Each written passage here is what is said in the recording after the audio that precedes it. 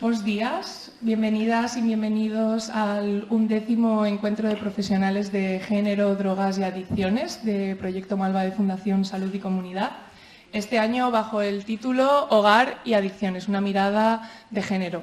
Lo hemos organizado en colaboración con el Concello de Vigo y el Plan Local de Drogas y también en colaboración con este maravilloso auditorio que nos acoge hoy y financiada por el Plan Nacional sobre Drogas. A todas vosotras, muchas gracias. Es un placer para nosotras daros la bienvenida a este encuentro y es un placer también para mí estar acompañada en esta maravillosa mesa de presentación por Marta Álvarez, directora del área de Adicciones, Género y Familia de Fundación Salud y Comunidad, Graciela Silvosa, consejera técnica de la Delegación del Plan Nacional sobre Drogas, y Yolanda Guiar, concejala de Bienestar Social del Concello de Vigo, a quien agradecemos su presencia y apoyo. Muchas gracias.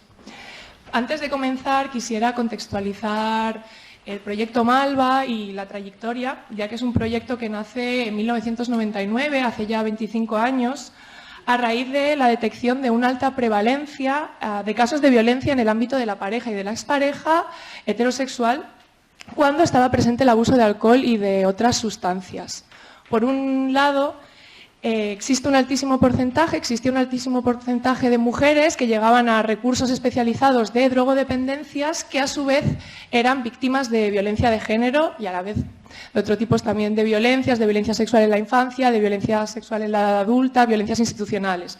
Y por otro lado, había un altísimo porcentaje de mujeres que llegaban a recursos especializados de violencia de género que a su vez presentaban abuso de distintas sustancias psicoactivas, principalmente alcohol o benzodiazepinas.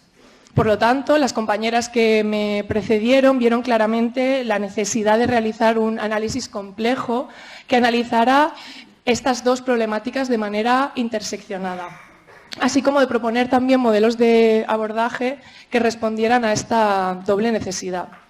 Una vez fue evolucionando el proyecto y junto a numerosas compañeras, otras entidades y profesionales que también abordaban esta problemática desde una perspectiva de género, empezamos a visibilizar y a estudiar, a darnos cuenta de numerosas cuestiones, muchas de ellas de las que hablaremos hoy, ¿no? Como por ejemplo que el uso de sustancias, ¿no? El tipo de sustancias que se consume, existe una diferencia entre hombres y mujeres en qué tipos de sustancias se prefieren, ¿no? Siendo las legalizadas más prevalentes en los hombres y las legalizadas sobre todo, ¿no?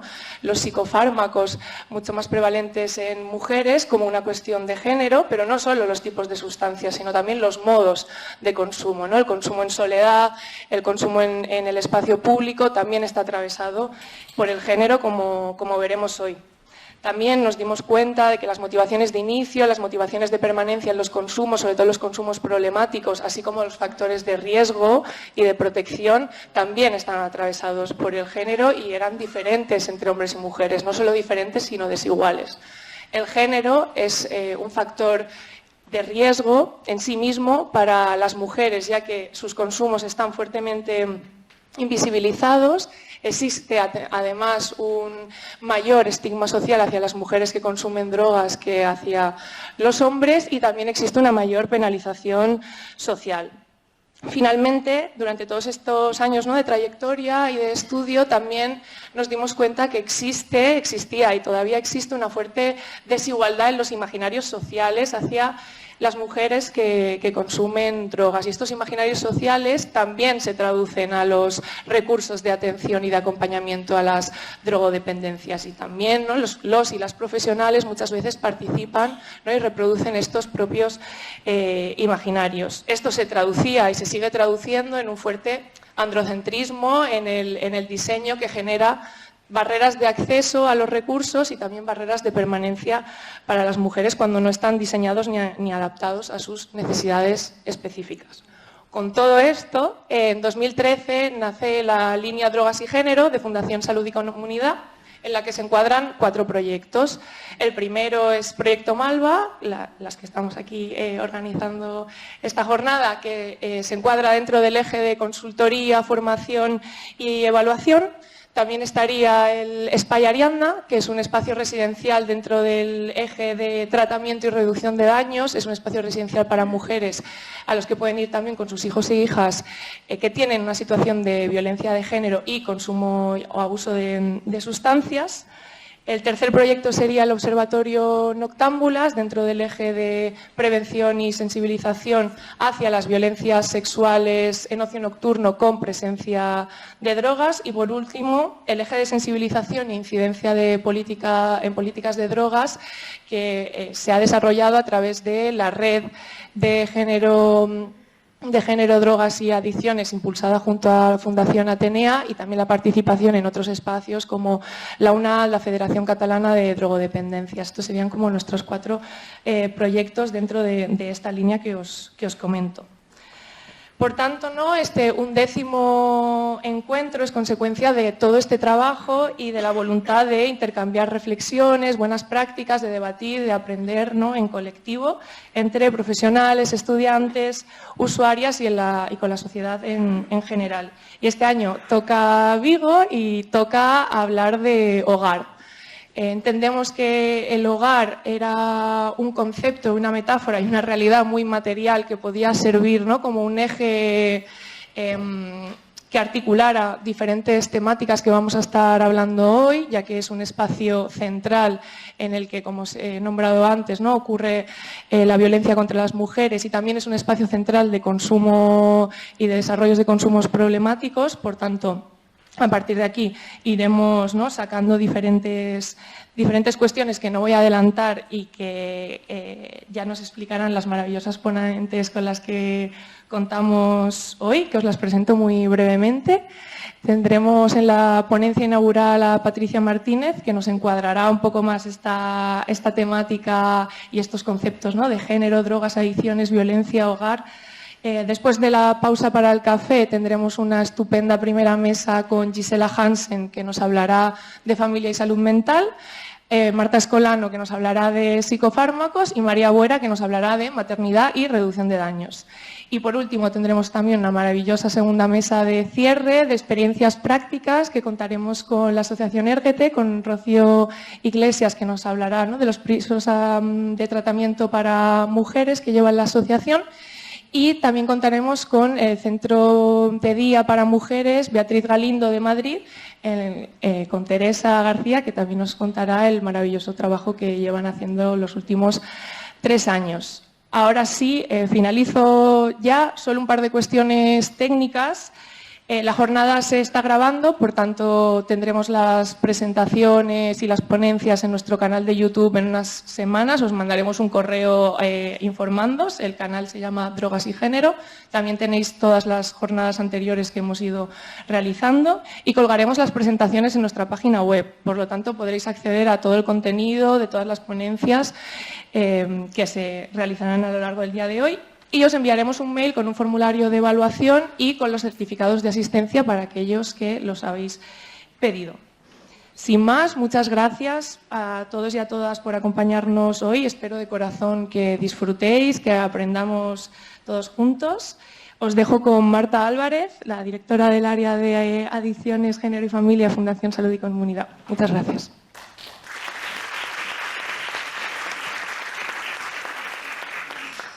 Bueno, buenos días. Me sumo a los agradecimientos de mi compañera María, en nombre tanto del Proyecto Malva como del Departamento de Prevención y así como de Fundación Salud y Comunidad.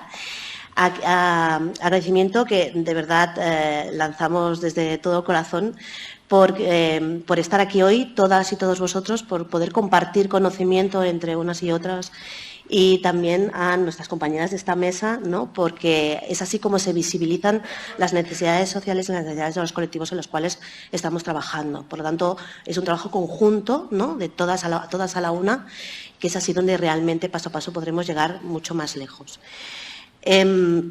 También agradecer a las ponentes de la jornada, que ya os las ha nombrado María, excepcionales ponentes con una amplia experiencia y que seguro que nos van a enriquecer y a dar vueltas en la cabeza para cuestionarnos intervenciones, cuestionarnos conceptos que después seguramente podremos aplicar y se podrán beneficiar las personas a las cuales atendemos.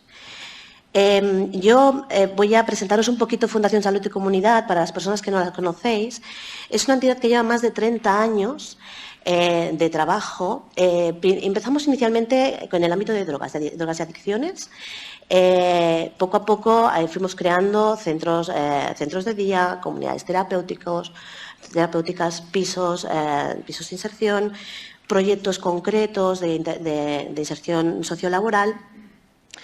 Y a medida que íbamos creciendo, estamos en Barcelona, lo que es la sede, a medida que íbamos creciendo nos íbamos expandiendo a todo nivel territorial, también con proyectos europeos, y empezamos a atender también a otros colectivos, ¿no? Entre ellos, el que hoy nos compete, es el de violencias de género, violencias machistas, dependiendo de dónde vengamos, las definiciones y los conceptos van variando, pero estamos hablando exactamente de lo mismo, ¿no? Como nos comentaba María, nos encontramos en un momento, empezamos a crear pues, casas de acogida, de urgencia, de media estancia, de larga estancia para mujeres y sus hijos e hijas, puntos de información y atención a las mujeres, puntos de encuentro. Empezamos también a reflexionar y plantearnos cómo tendría que ser nuestra intervención, siempre desde la perspectiva de género. Algo que parece muy fácil dicho así, pero que es muy complicado a la hora de poder aterrizar, ¿no? Es la dificultad que tenemos del concepto, que todas y todos lo tenemos claro muchas veces, pero cómo se aplica, cómo son esas prácticas, esa es la dificultad. Y ante eso nos encontramos lo que nos ha explicado María, ¿no? De que en los recursos de drogas había dificultades de acceso por parte de mujeres. Nosotras no las habíamos detectado así inicialmente, pero veíamos que en los números nos salían que accedían muy pocas mujeres, por ejemplo, a comunidades terapéuticas. Y en los de mujer nos encontrábamos con que muchas mujeres que se había detectado previamente algún tipo de consumo problemático no entraban en las casas de acogida. Por eso fue por lo que creamos el recurso Espai Ariadna, que es un recurso donde las mujeres pueden entrar inicialmente con consumo, pero sí que con un objetivo de dejar de consumir, de la abstinencia, ¿sí? Y además entran con sus hijos e hijas, algo que fue bastante reflexionado, bastante cuestionado inicialmente, pero que se ha demostrado con creces que es posible, es viable y funciona.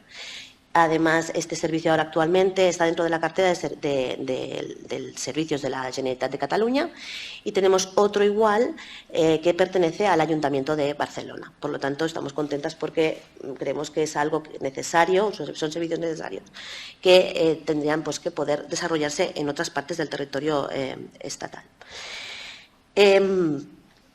Ante todo esto, en la entidad, una de las cosas que nos propusimos fue la necesidad de formación. No se podía trabajar cada una desde su ámbito porque aquí hay una interseccionalidad que es necesario poder trabajarla y poder trabajarla conjuntamente. Por eso empezamos a formar a todos los recursos y todas las profesionales y los profesionales que teníamos en drogas, las empezamos a formar en lo que es género, en lo que es violencia de género, en lo que es interseccionalidad, y a todas las profesionales que estaban trabajando con mujeres, hijos e hijas en temas de violencia, las formábamos en adicciones y en drogas. ¿Por qué? Porque tanto en uno como en otro había dificultades a la hora de detectar, para empezar, y tanto en uno como en otro había ciertas resistencias a la intervención, el miedo de abrir cajas de Pandora y estas cositas, ¿no? Que al final lo que hacen es que nos abstengamos a intervenir y no estemos haciendo una intervención adecuada y según la necesidad de cada persona. Continuamos con esta formación, actualizamos conceptos, no trabajamos igual que hace 20 años cuando empezamos a abrir las primeras casas, ¿no? Y eso, pues la verdad es que nos reconforta, ¿no?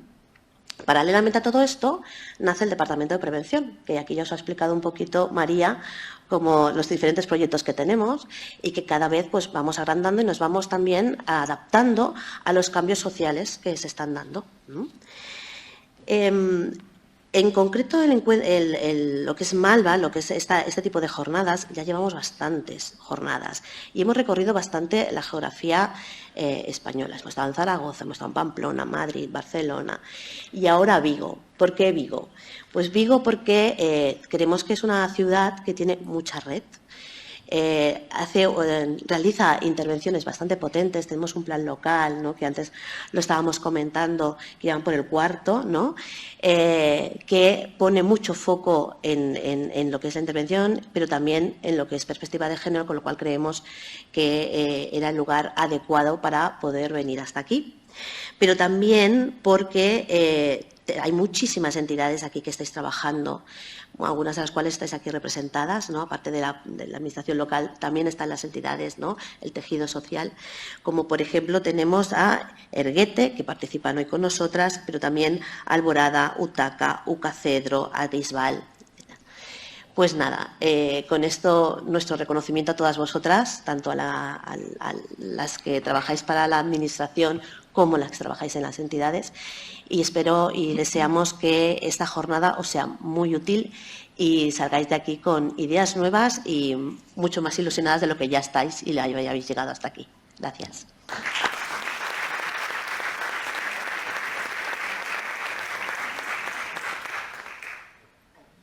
Ay, perdón, paso la palabra a Graciela. Hola a todas y a todos. Bueno, para mí es un placer poder estar aquí en representación de la Delegación de Gobierno para el Plan Nacional sobre Drogas, ya que esta es mi tierra, Galicia, en concreto Coruña. A ver si hacéis algo en Coruña, también se hacen cositas, ¿eh? Pero bueno, lo que sí siempre me llama la atención, es cierto que vamos a hablar de género y tal, y de intentaré ser lo más breve, que es muy difícil, ya lo decía Churchill y tal, pero aquí sobre todo es un mundo muy feminizado, ¿no? Yo miro la mesa, miro al público y tal, y es el tema de los cuidados. El tema de los cuidados tan feminizado que elige la mujer lo elige. Habría que preguntarse por qué lo elige, porque al mismo tiempo estoy escuchando muchas críticas de que las mujeres no acuden a las carreras STEM, a las carreras técnicas. Y esto a mí siempre me plantea dos dudas. ¿Es que las carreras de los cuidados no tienen valor? Pensemos cuando fue el COVID. ¿Y las que tienen valor son las STEM? Lo dejo ahí, preguntas. Y de paso aprovecho a que va a venir Sandel, que es Premio Príncipe de Asturias, da clases en Harvard. Harvard ahora mismo es una universidad enemiga de la política de Trump, como sabéis, y os invito a verlo en la Fundación Areces este martes, creo que es día 13. Os va a encantar, ¿vale? Si alguno estáis por Madrid, aprovechad. Dicho esto, pues bueno, muchas gracias aquí a la Fundación Salud y Comunidad, que lleva muchos años y conozco sus programas de primera mano sobre el tema género, sobre esos mandatos de género que muchas veces nos pasan desapercibidos, pero que están ahí, en relación con lo que he comentado antes. Y por otra parte, en esos proyectos que han ido desarrollando, los han adaptado a las nuevas realidades. Así es. Desde el Plan Nacional sobre Drogas, la Estrategia Nacional sobre Drogas y Adicciones 2017-2024, que podéis ver en nuestra web, un eje transversal es el género, es decir, que tiene que recorrer todas nuestras políticas, todas nuestras actuaciones. Y esto hay que ponerlo en relación con la equidad, y así lo dicen los ODS, es decir, hay que combatir la desigualdad de género, pero también la desigualdad social, económica y tal, que están muy relacionadas. En ese sentido, todas nuestras actuaciones, iniciativas tienen que ir con esa línea, desde sistemas de información, nuestras encuestas, de hecho, recogen que no es lo mismo sexo que género, pero es lo primero que tienes que tener, y nos estamos dando cuenta que hay ciertos consumos en jóvenes que están superando a los chicos, léase cigarrillos electrónicos, tabaco e incluso alcohol, en determinadas edades. En mujeres maduras, sobre todo, y no sedantes, aunque también en las jóvenes. Y cada vez que se le pregunta por su salud, su percepción de su salud es peor que la de un chico. Y da igual la edad aquí.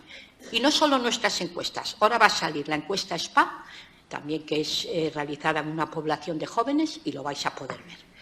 Por otra parte, hacemos investigación. Una investigación también con esa línea de género, es decir, fomentar que la IP sea mujer, fomentar equipos donde haya mujeres, prioridades de proyectos en donde se analice metodológicamente las diferentes perspectivas entre hombre y mujer. Por ejemplo, en investigación básica, no solo ratones, también ratas. Un ejemplo, ¿no? Que no se hacía. Y la mujer pues tiene sus peculiaridades, igual que el hombre. Y luego, lo que más nos gusta es esto. Sensibilizar, formar, conversar, porque es realmente donde aprendes, conociendo al otro.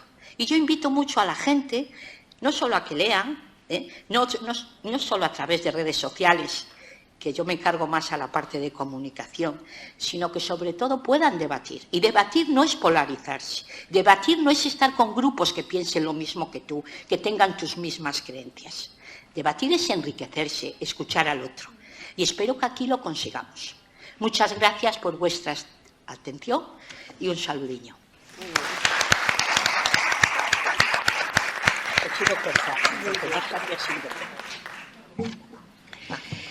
Buenos días a todos y a todas. Es un placer para mí estar hoy aquí en la inauguración de este 11º encuentro de profesionales en materia de género y de adicciones. En nombre del alcalde, un saludo cordial, bienvenida a los que no sois de Vigo y muchas gracias por asistir. Gracias al Proyecto Malva, gracias María, gracias Marta, Fundación, gracias Graciela, porque hemos conseguido organizar estas jornadas con mucha implicación desde el primer minuto, que decidimos desde el Ayuntamiento apoyar esta iniciativa que nos parecía muy interesante, además en un contexto en el que, como decían antes Marta, el Ayuntamiento de Vigo está implicado e inmerso en este momento en la redacción del 4º Plan Local de Drogas y otras adicciones con y sin sustancia. Nosotros partimos, antes de ponernos con la redacción del 4º plan, partimos de un estudio muy ambicioso con más de 4.000 encuestas de campo entre jóvenes de todas las edades, precisamente para saber cuál era nuestro punto de partida, ¿no?, para elaborar ese 4º plan y qué retos teníamos que afrontar con este nuevo documento guía que vamos a poner en marcha. Y la verdad es que ese estudio reflejó cuestiones muy importantes, ¿no? Dedicamos una parte importante del estudio, como le comentaba antes a la representante de la delegación del Gobierno, a analizar también trastornos conductuales en materia de adicción a nuevas tecnologías, a Internet, a pornografía online, a apuestas online, a videojuegos, porque creemos que toca también ponernos las pilas en esa materia. Pero llegamos a otras conclusiones importantes en ese estudio, y es que efectivamente hay una perspectiva de género en el consumo y hay una perspectiva de género en el abordaje de las adicciones, y queremos que sea uno de los ejes principales de este nuevo plan local. Hoy nos reunimos aquí para visibilizar cómo las dinámicas del hogar, lejos de ser neutras o neutrales, están atravesadas por factores sociales, por factores culturales y por factores de género que influyen enormemente y de una forma decisiva en el desarrollo, como decía, la vivencia y el abordaje de las adicciones. Sabemos que las adicciones, lo revelaba este estudio del que os hablaba, no afectan de igual manera a hombres y mujeres por muchas razones, pero muchas de ellas de carácter cultural, ¿no? En el caso de las mujeres, menos apoyo sociofamiliar; en el caso de las mujeres, más estigma y más vulnerabilidad; en el caso de las mujeres, ese papel de culpabilidad y de vergüenza por ser madres y por ser hijas, por esos roles y esos estereotipos que se nos han impuesto a lo largo de los siglos, ¿no? Ser mujer y ser adicta supone, por tanto, una doble estigmatización, una doble vulnerabilidad, ¿no?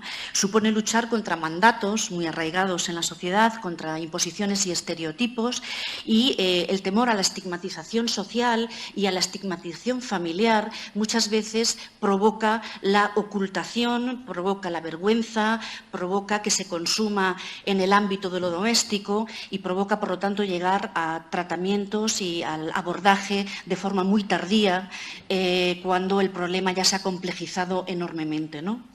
Por tanto, precisamos de una revisión de los marcos teóricos, como muy bien decía la representante de la delegación del Gobierno, que aborde las diferencias y las especificidades del consumo en el caso de las mujeres, ¿no? Y además el abordaje desde esa perspectiva, que no ha de ser un abordaje homogéneo, ha de ser heterogéneo y que aborde las especificidades en el caso de las adicciones en las mujeres.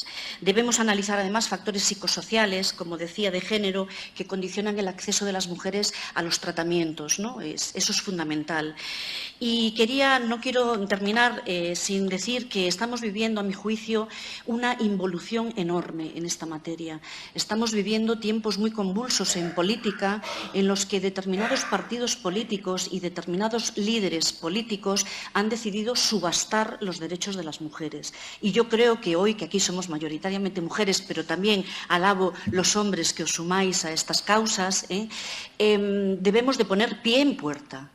Tenemos que plantarnos, tenemos que alzar nuestra voz. No se pueden subastar los derechos de las mujeres por determinadas ideologías de partido. No lo podemos consentir. Esa es una de las principales batallas que tenemos que librar en este momento político. Y yo en eso me siento muy concernida, ¿no? ¿Qué puede hacer el municipalismo en esta materia? Pues yo creo que mucho, lo hablábamos antes, ¿no? Primero, que tenemos competencias en la materia, pero debemos de hacer un abordaje dentro del municipalismo, un abordaje multidisciplinar. No puede ser que la Concejalía de Política Social esté haciendo determinadas políticas a través del Plan Local de Drogas y que la política de deportes vaya en sentido contrario o la política de igualdad vaya en sentido contrario.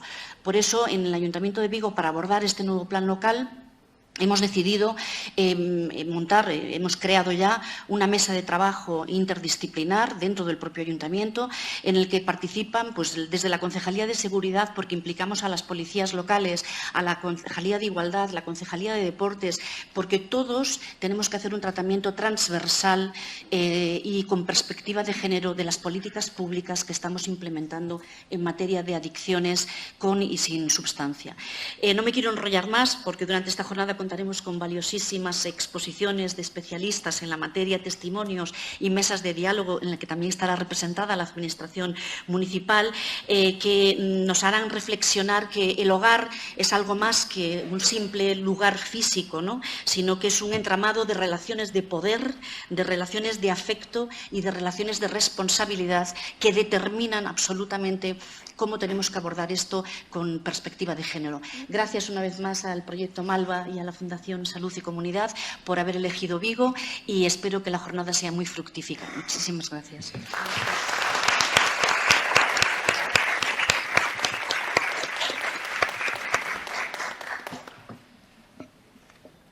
Vamos a dar comienzo a la primera ponencia inaugural. Muchísimas gracias por vuestras palabras y por vuestro apoyo. Espero que disfrutéis de la jornada.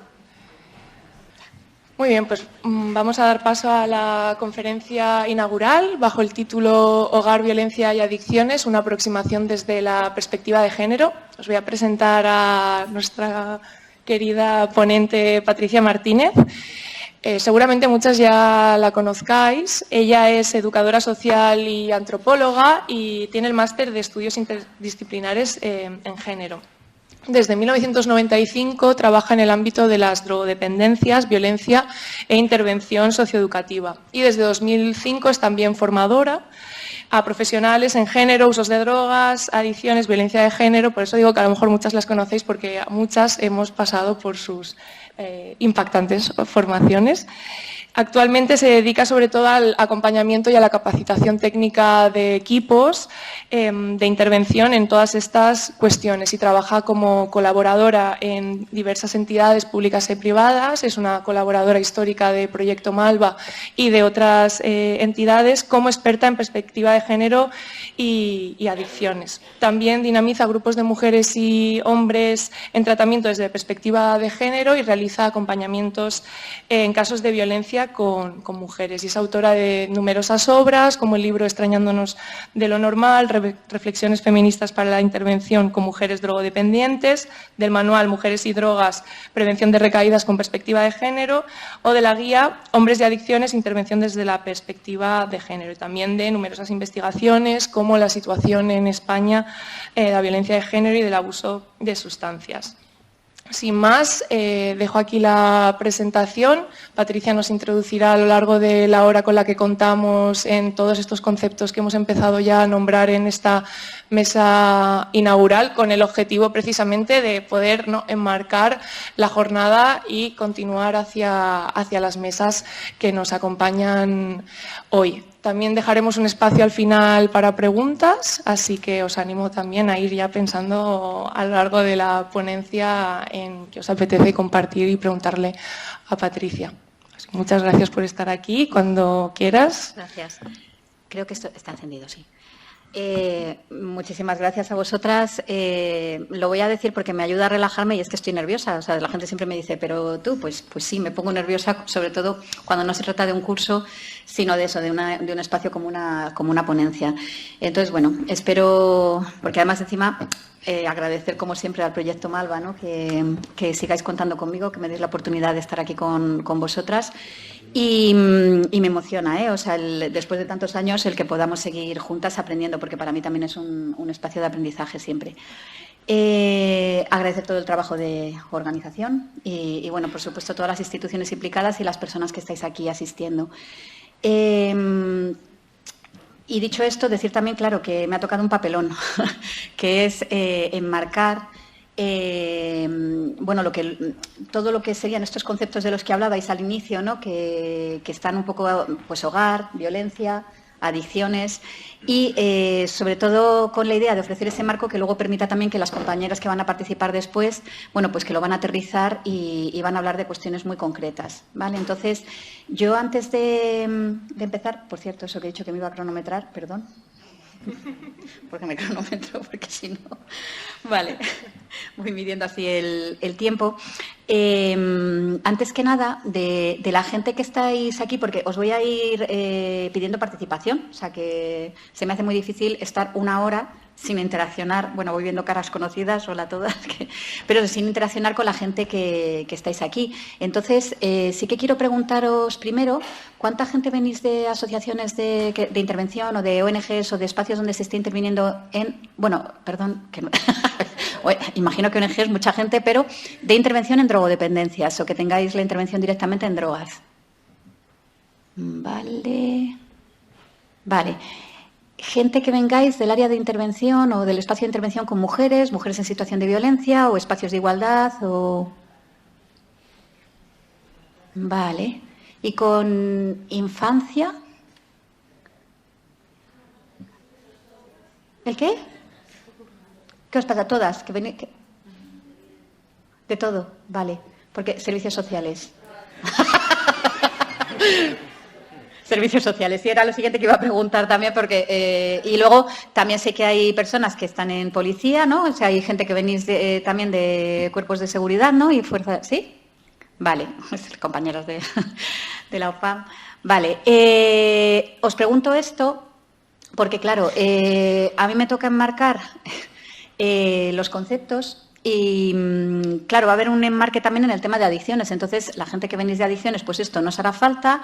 Luego, con el tema de violencia, pues la gente que viene de intervención con mujeres en situación de violencia, en principio, tampoco haría falta. Bueno, la idea es que todas las distintas, los distintos conceptos o los distintos marcos de los que vamos a hablar, pues puedan confluir pues hacia un lugar común, ¿no? Y es lo que voy a intentar en esta hora. Entonces, bueno, vamos a empezar, o empiezo. A ver si esto funciona bien. No está funcionando. Espera. Pues hogar, violencia, adicciones. Bueno, vale. Esto lo suelo poner porque vais a tener a disposición las presentaciones y tal, y lo llevo poniendo un tiempo, pues eso, porque no hay problema en utilizar los materiales, pero que eso, pues que podéis citar fuente de dónde se encuentran, ¿no? Entonces, a lo que iba, vamos a enmarcar usos de drogas y adicciones, violencia contra las mujeres, hogar como contexto, espacio-lugar relacional y la perspectiva de género, que ya avanzo aquí que la empleo como marco de análisis y enfoque teórico desde la antropología, entendiendo esta disciplina que se caracteriza por analizar la intersección entre subjetividad y estructura social, ¿vale? Bueno, lo digo porque si nos vamos más al aspecto clínico, que el otro día lo hablaba con Gisela, que no sé dónde está otra, no la veo. Ah, vale, pues justo, Gisela, hablábamos de la parte clínica y todo lo que tiene que ver con la intervención a la subjetividad, pero desde la antropología lo que concebimos es que no hay subjetividad sin estructura social, sin relaciones sociales, o sea, se construye dentro de un marco relacional concreto, ¿no? Todo lo emocional, a qué te parece importante o no. Voy a utilizar muchas referencias de la presentación, por ejemplo, cuando hablaba Graciela de por qué elegimos, ¿no?, unas cosas u otras, pues no venimos predeterminadas genéticamente para elegir unas cosas u otras, ¿no? Y sin embargo sí que es verdad que es una cuestión parece como de elección, ¿no? Todas las carreras o todos los trabajos derivados de los cuidados hay una presencia abrumadora de mujeres y no tanto de hombres. Y no tiene que ver, por supuesto, lo elegimos, pero vamos a ver también desde perspectiva de género lo que esto conlleva, ¿no? Porque se habla mucho de que nosotras accedamos a las carreras técnicas o a los puestos de representatividad, a los puestos de reconocimiento público, ¿no? Pero ¿qué está pasando con los cuidados y por qué sigue sin haber una traslación en masa a la inversa? ¿De acuerdo? Por mucho que conozcamos hombres o compañeros pues que comparten tareas, pero no hay una traslación en masa, ¿no? Entonces, esto es una de las cosas que vamos a ver. Entonces, yo voy a ir paso por paso. Lo único que antes, sé que aquí hay gente que efectivamente, como decía María, pues me conocéis, habéis estado en espacios, me habréis oído contarlo muchas veces, pero yo creo que esto lo voy a seguir contando toda mi vida, ¿no? Que yo empecé a trabajar en drogodependencias en el 95 y empecé en un recurso mixto, y entre comillas mixto, ¿vale? Porque era 17 plazas para chicos, 2 plazas para chicas. Un recurso de apoyo al tratamiento residencial, ¿de acuerdo? Las personas iban a tratamiento a los centros ambulatorios, pero residían en este espacio. 17 plazas para chicos, 2 plazas para chicas, no es un espacio mixto, es un espacio de mayoría masculina, ¿sí? Sigo por recursos de reducción del daño, estamos en distintos espacios y cuando en 2003 me aparece lo que yo considero una oportunidad laboral, que es llegar a un espacio de apoyo al tratamiento solamente para mujeres. 2003, un piso de apoyo al tratamiento, 7 plazas para toda la Comunidad de Madrid. O sea, era el único espacio residencial solo para mujeres para toda la Comunidad de Madrid. Estamos hablando de millones de habitantes, ¿de acuerdo? ¿Qué os parecen 7 plazas para toda la Comunidad de Madrid? Poquitas, ¿no? Vale. Pues la bofetada profesional, que por eso yo esto lo sigo contando siempre y es lo que hace que esté dando ponencias, cursos, etcétera, para mí fue una bofetada profesional el que al año de funcionamiento yo veía que no llenábamos las plazas. Que 7 plazas para toda la Comunidad de Madrid y no llenábamos las plazas. Y que además, si estandarizabas las proporciones y mirabas un poquito qué estaba pasando, las mujeres abandonaban antes y en mayor proporción que los hombres. Con lo cual, la lectura era que, aunque teníamos un recurso específico para mujeres, no estábamos aplicando perspectiva de género, que esto es muy importante tenerlo en cuenta, porque igualmente en 2009-2010, desde UNAD, la Red de Atención a las Adicciones, con la financiación del Plan Nacional sobre Drogas, que ya entonces estaba preocupado por estos temas, ¿no? o con la conciencia puesta en estos temas, se financia una investigación a UNAD y también a Fundación Atenea, paralelas, las dos investigaciones, para mirar qué sucedía con las mujeres en situación de violencia y con adicciones. Y yo me encuentro de repente con que en Madrid existía un recurso en el 2008 para atender a mujeres en situación de violencia con problemas de adicción y que podían ir con sus hijos e hijas. ¿Vale? O sea, 2008 estamos hablando de un recurso bastante pionero. Pues nuevamente resulta que no se llenaban las plazas. Si un recurso no se llena las plazas, ¿cuál es la conclusión perversa? Que no es necesario, se cierra. De hecho, perdió la especificidad de drogas. En el 2010 entraban ya mujeres que venían de la red de violencia, con las que conseguían llegar de la red de adicciones, porque paradójicamente el recurso estaba preparado, tal como estaba funcionando, dejaba fuera a las mujeres para las que se suponía que estaba preparado. ¿Vale? Y esto no lo puedes ver si no es desde perspectiva de género. Recojo aquí lo que decía pues Marta al principio, de que en el 2013 ese cuestionamiento de que haya recursos donde puedan ir con sus hijos e hijas, que no pedimos abstinencia como recurso para entrar, sino que primero se genera un espacio de seguridad, de protección frente a la violencia, y ya vemos ahí cómo trabajamos. Puede haber objetivos que no sean de abstinencia. Estamos supeditando la protección a la abstinencia, ¿vale? Lo digo, esto también lo voy lanzando ya porque son cuestiones, llevamos muchos años caminando, pero en realidad hay mujeres que su objetivo puede no estar relacionado con la abstinencia porque no puedan en ese momento, porque no sea lo que quieren hacer, y no significa que no tengamos recursos que generen ese espacio de protección frente a la violencia. ¿Se entiende esto que estoy planteando, no? Entonces, en el 2013 estaba cuestionado hoy día sigue estando cuestionando el tema de que haya hijos e hijas, ¿no? O sea, es una cuestión, mientras que sabemos y tenemos ya evidencia de que funciona desde hace muchos años. Este recurso del 2008, esa investigación que hicimos en el 2009-2010, nos permitió aprender mucho de por qué no estaba funcionando y empezar a diseñar los recursos de otra manera, más desde perspectiva de género, ¿vale? Os cuento todo esto porque yo, que vengo de la intervención directa, pues bueno, ya desde hace bastantes años me dedico principalmente a formar, pues a la producción o intentar producir conocimiento con el que tratar de cambiar la mirada, la forma de intervenir, porque hay muchas violencias institucionales desde nuestras propias prácticas como educadoras, psicólogas, trabajadoras sociales, ¿no? A lo que tiene que ver ya con la organización de los recursos, ¿de acuerdo? Para mí también que estén compañeras de la UFAM, ¿no? Y de otros espacios que tienen que ver con la intervención desde otros lugares, que no tiene que ver con la intervención social, psicológica, es muy importante porque también, ¿no? esa posibilidad de estar atendiendo a mujeres en situaciones de adicción y violencia y cómo intervenir, ¿no? Que ya hay alguna compañera que ha pasado por estos cursos de formación también y creo que es importante cambiar esa mirada. Bueno, entonces, voy a ir... Bien, ¿no? Vale. La perspectiva de género como marco de análisis y, claro, lo de que qué es el género, una pregunta obvia que no lo es tanto y yo es que además cada vez veo que cada vez es menos obvia. Porque, bueno, hemos pasado de un momento en el que se definía el género como el conjunto de lecturas socioculturales a partir de un dato entendido como biológico, entonces el género ubicado como mandatos, roles, normas, formas de comportamiento, o sea, lo del azul y el rosa de forma estereotipada, ¿de acuerdo? Entonces, claro, esto no es incorrecto, pero es incompleto. ¿De acuerdo? Y digo que hoy día no es obvia esta pregunta por lo que vamos a ir viendo con las diapositivas, ¿no? Porque en un principio, hace unos años, lo que pasaba era esto, que hoy día sigue pasando, se reduce el género a normas. O sea, si esto fuese una cuestión de normas, de roles, etcétera, yo os lanzo la pregunta. Hace bastante tiempo que hay muchos roles y muchas, ¿no? Que en la sociedad paya, blanca, ¿no? Del Estado, o sea, como que se han roto. O sea, no sé, las mujeres están en múltiples espacios que hace 40, 50 años no. ¿Lo veis esto, no? Este cambio. Pero, sin embargo, sigue habiendo una cuestión de discriminación, de violencia. Se ve... Claro, entonces, esto tiene que ver con que no podemos quedarnos con la definición básica, ya que el elemento central que desvela el género es la desigualdad estructural entre hombres y mujeres. El sistema sexo-género que explicó Gil Rubin en el 75 no venía a decir que a partir del sexo se construye el género. Eso ya estaba explicado previamente.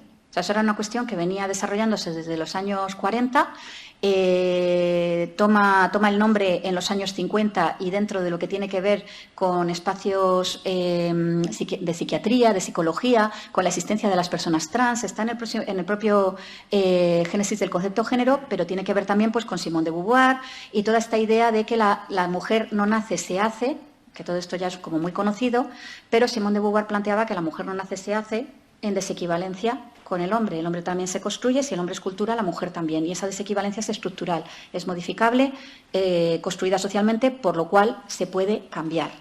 ¿Sí? Paralelamente, en psiquiatría lo que estaban viendo era que venían personas que su identidad no concordaba, los roles que manejaban no concordaban con lo que su sexo físico o asignado, pues tendría que ser, digamos, ¿no? Y entonces acuñaron la palabra género. Lo que pasa, esta gente también mantenía que el género se construía. Simone de Beauvoir no hablaba todavía de la palabra género, 1949, no existía, pero en los años 50-55 la palabra género viene a designar que se construye ser hombre y ser mujer. Lo que pasa que en el ámbito de la psiquiatría y la psicología esta desequivalencia no está contemplada. ¿De acuerdo? Es que esto creo que es importante porque sí que hablaban de que se construía socialmente, de que el rosa y el azul son estereotipos que se construyen, sí, pero que esto, la desequivalencia, no es que la negase, es que no la veían. Se ve, entonces, estas dos líneas han estado todo el rato confluyendo una con la otra. Pero es Gil Rubin quien explica esta idea del género como principio de organización social con un marcado carácter jerárquico entre hombres y mujeres. Yo aquí me salgo de las diapositivas y paso a un ejemplo que ayuda a entender esto de forma bastante gráfica, creo, y que me viene bien, insisto, lo que ha comentado Gisela al principio, Graciela, de por qué elegimos, ¿no? Yo como orientadora laboral en su momento estábamos trabajando con personas drogodependientes en incorporación sociolaboral También trabajábamos con niños y niñas, bueno, chicos y chicas expulsados del sistema educativo formal, ¿vale? Que aprendían una profesión y para trabajar, y con personas en paro de larga duración. Yo esto lo explico siempre en los cursos. Trabajamos con gente con problemillas, ¿no? O sea, gente con una situación complicada, ¿sí? Entonces, yo en aquellos momentos estaba con la idea de que había que romper roles, de que había que romper estereotipos. Así que, claro, resulta que teníamos alicatado, fontanería, electricidad, esteticien, peluquería, limpieza, cuidados, todo, oficinas, etcétera. O sea, perdón, limpieza de oficinas, tal, y cuidados de personas con situación de dependencia. Sin que nadie les pusiese una pistola en la cabeza, hace 30 años, ¿dónde se nos venían las chicas y dónde se nos venían los chicos? Las chicas para acá y los chicos para acá. Y nadie les obligaba, era una elección. ¿Cómo se llamaba hace 30 años al chico que se nos despistaba y se nos metía en esteticien, peluquería? ¿Cómo se le llamaba? ¿Podéis decirlo en voz alta? Gracias. Que nadie diga homosexual, que ya me gustaría a mí que le llamasen homosexual. Se le insultaba con todas las letras, ¿vale? Entonces, esta cuestión es importante porque, bueno, yo voy a dejar esteticien, peluquería un poquito puesta aparte, ¿de acuerdo? Pero en alicatado, fontanería, electricidad, claro, resulta que nosotras queríamos romper roles. Venga, pues meto a las mujeres aquí, ¿no? En este espacio. ¿Qué va a pasar con las mujeres en alicatado, fontanería, electricidad? ¿Lo van a tener fácil para que las contraten? Porque son mujeres. No sé si esto era una cuestión importante. Pues porque son mujeres tienes que demostrar que eres muy buena alicatando, eres muy buena siendo fontanera, o sea, que tienes que demostrar que vales para ello.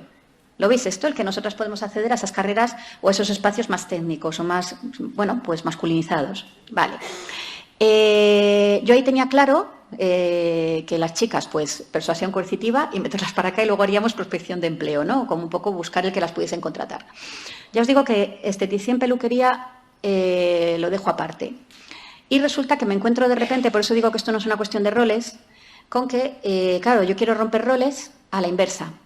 Entonces, claro, un chico que quiera cuidar de niños pequeños, por ejemplo, ¿qué puede pasar de forma estereotipada? ¿Qué se puede pensar de él si un chico quiere cuidar de niños pequeños?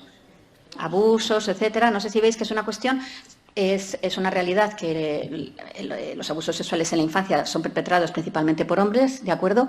Pero la cuestión está en que es algo que le puede dificultar. Bueno, ya veríamos qué sucede con eso. No sé si lo veis, ¿sí? Pero es que eso es una cuestión a nivel individual de que él quiera venirse. Porque yo os recuerdo que yo iba a hacer que, como educadora, tengo claro, y todo el mundo tenemos claro, por qué queremos meter a las mujeres en estos sectores, en los técnicos, en tal, ¿sí? Pero es que yo fue cuando cobré conciencia como educadora social de que yo qué voy a hacer, obligar a los chicos a meterse en limpieza y en cuidados. Porque si ellos quieren, vale, pero si no quieren, os recuerdo que eran chicos con problemas, o sea, drogodependencia, expulsados del sistema educativo formal, paro de larga duración. ¿Yo qué hago? Les obligo a meterse en sectores que están peor remunerados, cuando además ellos tienen acceso y mejores posibilidades de contratación en estos empleos, mejores condiciones a nivel económico. ¿Se ve esto que estoy comentando? Venirse en masa para este lado es una pérdida de privilegios. Por eso no se da. O sea, es que esto es una cuestión de estructura social y de valoración de los trabajos, que lo habéis comentado al principio. Durante el COVID se vio claramente, pero aquí seguimos. Bueno, perdonad porque esto en los cursos lo explico bastante despacito y con tiempo, pero se entiende que esto no es una cuestión de roles y ya está, sino de que venirse en masa. Yo como educadora social en conciencia no podía obligarles, tiene que ser que lo elijan. Sin embargo, todo el mundo tenemos claro por qué fomentamos que las mujeres nos vayamos para el otro lado. Entonces, esta es una cuestión que no se ha resuelto, no se han venido en masa, ni se está haciendo porque es una pérdida de privilegios. Y es más, que ahora voy a lo del sistema sexo-género de Gail Rubin. Había dejado había dejado fuera la cuestión de esteticien, peluquería, porque ¿qué sucede cuando los hombres sí se vienen en masa, por voluntad propia? Bueno, pues una cuestión de... Pero sí que de repente hay un movimiento social de viniéndose en masa a un yacimiento de empleo tradicionalmente feminizado, como por ejemplo la peluquería o como por ejemplo la cocina. ¿Qué sucede? No se revaloriza el sector. Lo que se crea es un nicho específico de valoración de su trabajo, donde de hecho a las mujeres nos cuesta volver a entrar. No sé si lo veis, pocas mujeres chefs, estilistas que te diseñan la cabeza, no te peinan. Si yo pienso en peluqueros, en estilistas, me acuerdo de Rupert. Hola, las que tenemos edad para acordarnos de Rupert. Rupert, te necesito, era el anuncio, os recuerdo. Esto es como acordarse del perro pulgoso o de Patán. Hay un salto generacional ya. Bueno, entonces, esto es como, pues eso, Rupert, te necesito, John Gueras, Marco Ardani, de verdad, aunque tiro del humor, pero en realidad es una cuestión estructural que efectivamente se genera un nicho específico de valoración de su trabajo porque eso deja de ser femenino. Es más, insisto, a las mujeres nos cuesta entrar. Y esto es lo que explicó Gayle Rubin, porque aunque hubiese un cambio de roles, ¿sí? Aunque pudiésemos cambiar de roles, había una valoración de lo masculino y una minusvaloración de lo entendido como femenino. Y aunque tenemos claro que no es lo mismo que hombre-mujer, porque masculino-femenino, cuando yo he dicho que había mayoría masculina, todo el mundo habéis entendido que estaba hablando de hombres, no de que fuese gente con pelo corto y andares en plan, esto que se está denominando la masculinidad tradicional, no sé si me explico, o sea, no estábamos hablando de eso, lo entendéis como sinónimo, ¿se ve esto? Entonces Gayle Rubin lo que explicó fue que se produce una traslación de la desigual valoración a los cuerpos concretos de hombres y mujeres. Lo que se minusvalora es el género femenino, las mujeres se llevan la minusvaloración de su género, aunque se vengan a hacer cosas del otro género, y entre comillas, fontaneras, electricistas, tienes que demostrar que eres muy buena, ¿sí?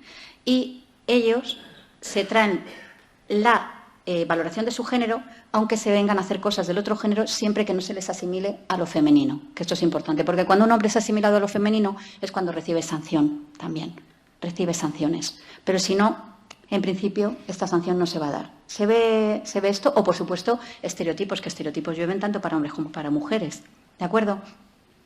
Entonces, esto es importante porque, claro, si yo tengo que definir el género, es un principio de organización social que genera, se inscribe la subjetividad e identidad. Desde luego, su concepto, es un concepto relacional, tiene que ver con las relaciones sociales, es procesual, es dinámico, y el contenido que denominaríamos normativo, ese azul y rosa para hombres y mujeres, está en continua transformación. Está más en transformación lo femenino que lo masculino, pero en principio en este país las mujeres iban a arar al campo con falda porque no llevaban pantalones, tampoco fumaban y tampoco bebían. No sé si esto os resuena, que es una cuestión que está ahí funcionando, yo lo traslado a la actualidad y, en principio, chavales y chavalas te dicen que aquí todos hacemos lo mismo, porque ¿cómo se hace mayor una persona adolescente? Fumando y bebiendo, forma parte del contenido cultural, te haces el mayor, te haces la mayor. Vemos las estadísticas desde el 2007 que las chicas fuman y beben en mayor proporción que los chicos a edades muy tempranas. Se dice que estamos imitando a los chicos, lo que nos estamos yendo es a lo valorado socialmente. Lo que pasa que cuando lo hace una chica, aparece el género como la sanción que es. No sé si por ir dibujando, ¿no? Y ir enlazando, que aunque me había propuesto hacerlo por separado, cada tema, pero por ir enlazando. ¿El qué? Ah, claro, sí, por supuesto. Pero igual que en tantas otras cosas, pero lo que pasa que, Graciela, ahí entraríamos también en que las niñas con 13, 14 años, en realidad, ¿con qué están con los chicos de su edad? No, pero sí, ellas están sobreexpuestas en redes, pero el tema de consumo, el problema es que entran en relación con chicos más mayores, bastante más mayores que ellas, y entran en prácticas de riesgo de consumo y sexuales, porque con este mito de que maduramos antes, etcétera, se nos deja ser niñas menos tiempo. O sea que, aparte de lo del nicho del mercado, sería otra cuestión a ver, pero más dirigido a mujeres de edad, pero en etapa adolescente están pasando otras cosas, porque en etapa adolescente se le caería el pelo a cualquier nicho de mercado que se fuese directamente a por las criaturas de forma como muy evidente.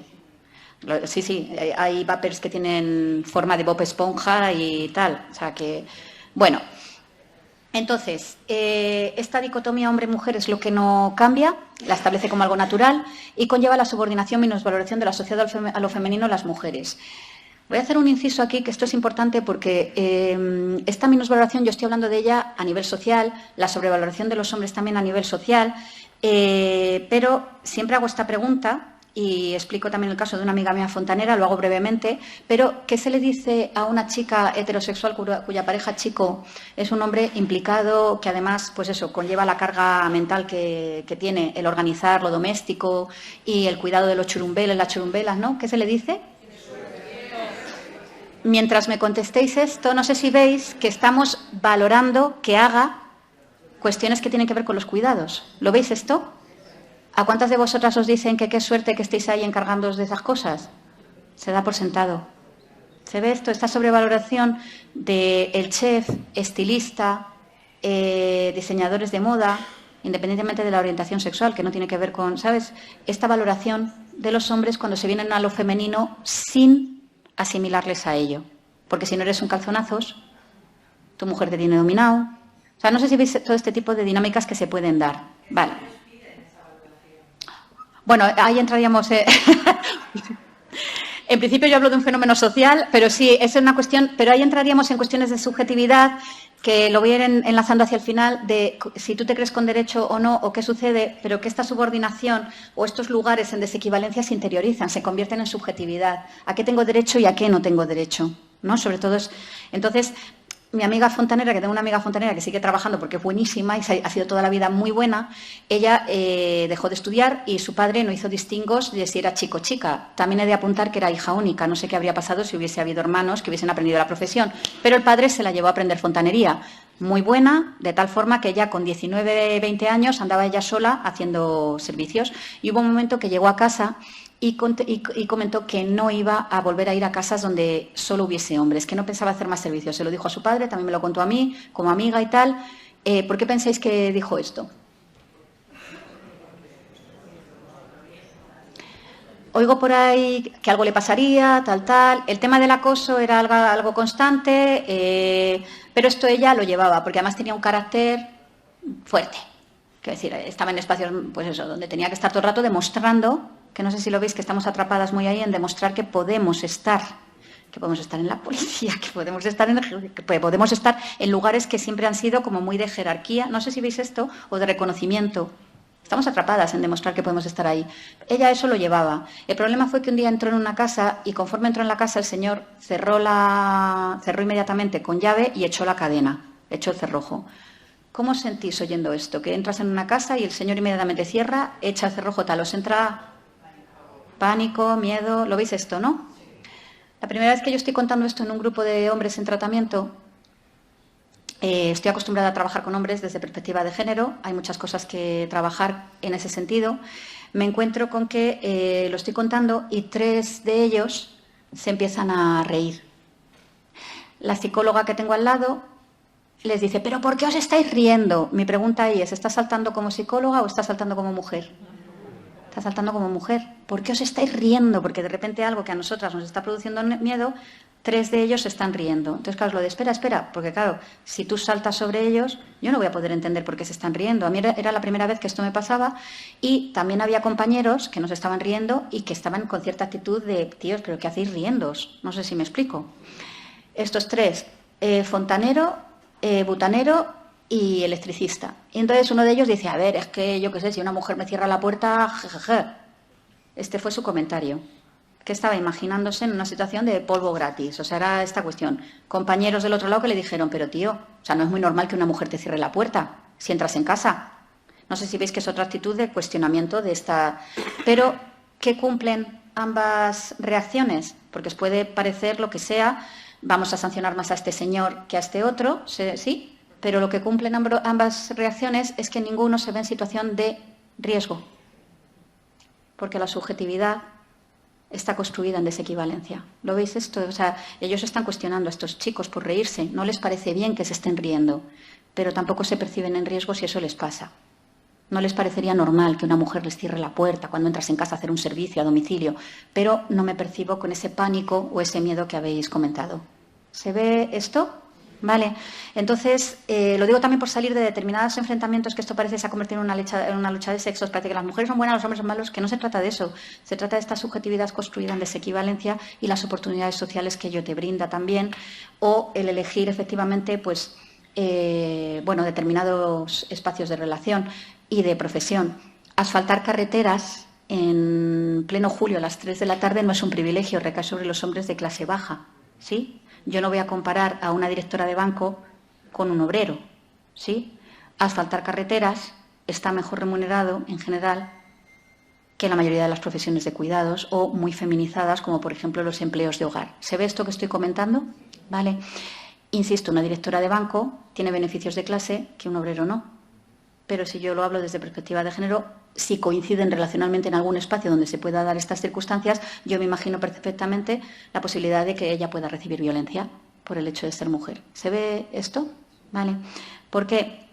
Porque efectivamente luego el género, hemos ido avanzando, es binario, es sexista.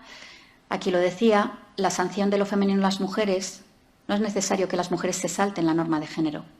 Tú puedes cumplir todos los estereotipos y mandatos. Ana Orantes cuidaba de sus hijos e hijas, estaba casada, no sé si significó se divorció, todo lo que queráis, pero en un principio era una mujer que cumplía con los roles de lo femenino, ¿se ve? Pero recibió, vamos, la máxima de las violencias que fue asesinada. Sí, pero llevaba recibiendo maltrato 40 años. Si no conocéis el caso de Ana Orantes, miradlo porque de ahí tenemos la legislación que tenemos actualmente gracias a lo que pasó con ella a nivel público. Y, sin embargo, la sanción de todas las personas no heterosexuales, todas las personas que se salen de lo que sería la asignación, ¿no?, de ser hombre, ser mujer a nivel cis, las personas trans, la sanción se produce por saltarte lo normativo del género como sistema dicotómico. Y esto es importante. Para mí, hablar del género en términos de identidad también es necesario. Bienvenidas todas las identidades. Y no tiene por qué estar reñido con ver el género como la estructura social que es.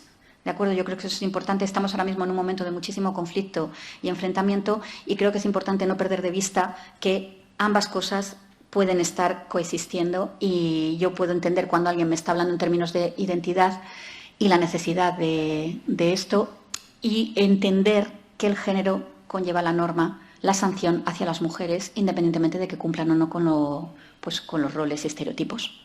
¿Sí? ¿Queda esto más o menos? Vale. La interseccionalidad ya la vengo comentando. Los ejes de opresión en coexistencia. No es lo mismo ser una persona de clase alta que clase baja, ¿de acuerdo? De hecho, yo muchas veces oigo ya a compañeras hablar de que no podemos hablar de que los hombres con los que trabajamos, que están en situación de drogodependencia, en situación de sin hogar, en situación de enfermedad, etcétera, no ocupan un lugar de privilegio. Dice, ya, pero mete a una mujer en esas situaciones, en drogodependencia, adicciones, prisión, enfermedad, sin hogar, y aparece el género como el eje de subordinación de las mujeres que es. O, por ejemplo, cuando consumen, se habla de que las mujeres, las chavalas jóvenes, la mayor percepción de las mujeres del riesgo. Yo me preguntaría del riesgo de qué, porque no es de la sustancia.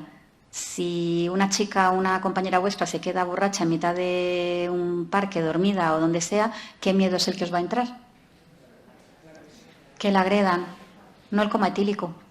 No sé si me explico, que eso sí tiene que ver con la sustancia. Pero la agresión no tiene que ver con la sustancia. ¿Se ve esta cuestión? ¿Vale? Es como las mujeres sin hogar, que están en un espacio de protección, salen, quedan para obtener dinero en las formas que ellas saben y como pueden. Y claro, hay gente que les dice, es que te pones en riesgo. ¿Cómo que te pones en riesgo? O sea, no sé si me explico, estás depositando en ella la atención a algo que sucede por esta construcción de relaciones desequivalentes. O sea, las chicas beben y la principal preocupación es que las agredan. No sé si veis que esto no tiene que ver con el consumo. Con el consumo tendrá que ver el coma etílico, insisto, o que te mueras de frío si es pleno invierno. Bueno, para ampliar todo esto, y ya llevo media horita, dale que te pego, pero es que el género me parece súper importante, tenéis en el PowerPoint lecturas de ampliación, ¿vale? Con las páginas de la 11 a la 25, de la 19 a la 25, bueno, sí, deberes, no, pero porque todo esto está aquí explicado.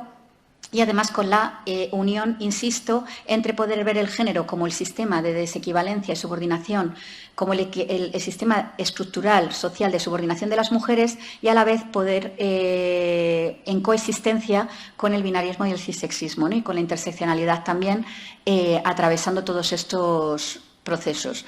Creo que es importante porque estamos en un momento de mucha confusión y conflicto. Por eso nos reíamos porque, claro, hay muchos espacios donde ya se está hablando de violencias machistas para ampliar el concepto, cuando en realidad el propio concepto de violencia de género conlleva todas las violencias fruto de esta desequivalencia, de relaciones históricamente construidas en desequivalencia. Cuando yo hablo de violencia de género, no estoy hablando de violencia de género en un sentido de la pareja o expareja. Hablo de todas las violencias hacia las mujeres. Este es el marco que a mí me permite entender dentro del hogar. Bueno, pues vamos a ver un poquito, vamos a seguir avanzando. Melón, usos de drogas y adicciones. Estabais aquí, mayoría de gente que no venís de adicciones, ¿verdad? Cuando habéis levantado la mano éramos pocas las personas que veníamos de drogas. Entonces, yo siempre hago una dinámica que me la voy a saltar un poquito porque voy un poco tarde. La voy a hacer un poco rápido porque en realidad O sea, la gente de drogas, esperaros un poco, ¿vale? Porque cuando hago esta pregunta, la gente de drogas hace así.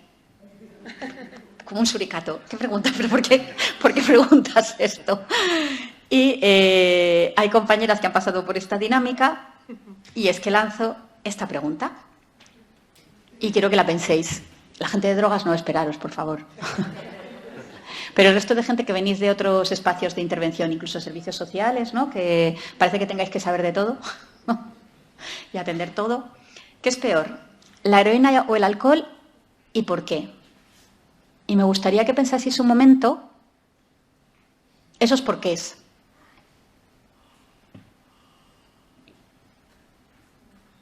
Estos minutos son para que piensen.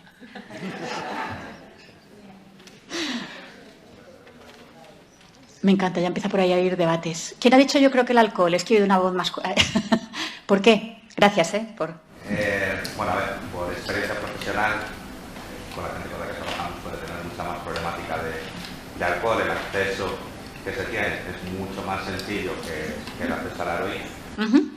También después las problemáticas sociales derivadas de estos consumos, tanto como el deterioro cognitivo que se va produciendo, con el tiempo también lo veo bastante complicado, no sé, quizá por el tema de la accesibilidad que tiene. Que es muy accesible, ¿no? Y que afecta a mucha gente y que ves un poco el deterioro social que produce, ¿no? Más cositas. ¿Alguien que piense la heroína y por qué? Si es que hay alguien que piense que es la heroína. ¿Qué es peor el alcohol? Porque hay muchísimas mujeres que se embriagan a escondidas en sus casas. Por ejemplo, mujeres que se embriagan a escondidas en sus casas. ¿Dónde se ponen de heroína las mujeres? En la calle. Vale.